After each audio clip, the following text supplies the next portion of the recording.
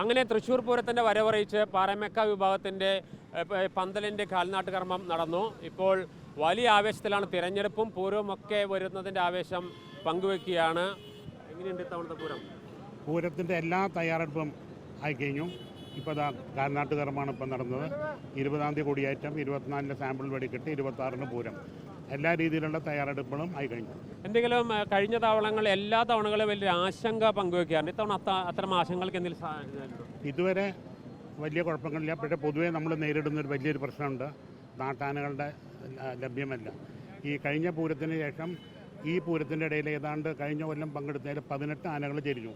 അപ്പോൾ അത്രയും ആനകൾ കുറഞ്ഞു. ഇനിയും സർക്കാർ ആനകളെ ഇങ്ങോട്ട് കൊണ്ടുവരാനായിട്ടുള്ള എല്ലാ നീക്കങ്ങളും ആയിട്ടില്ല.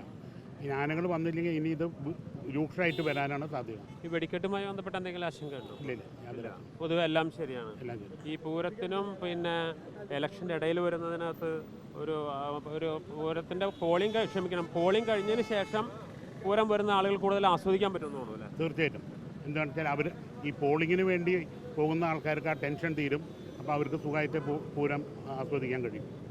ഏതായാലും വലിയ ആവേശത്തിലാണ്. വരുന്ന ദിവസം തിരുവമ്പാടിയുടെ കാൽനാട്ട് കർമ്മം നടക്കും. അതിനോടുകൂടി പിന്നെ വരും ദിവസങ്ങളിലാണ് കൊടിയേറ്റ് നടക്കുക. അങ്ങനെ വലിയ ആവേശത്തിലേക്ക് തൃശ്ശൂർ നഗരം എത്തിക്കഴിഞ്ഞു എന്ന് നമുക്ക് പറയേണ്ടി വരും. Reporter Jaison, reporter Thrissur.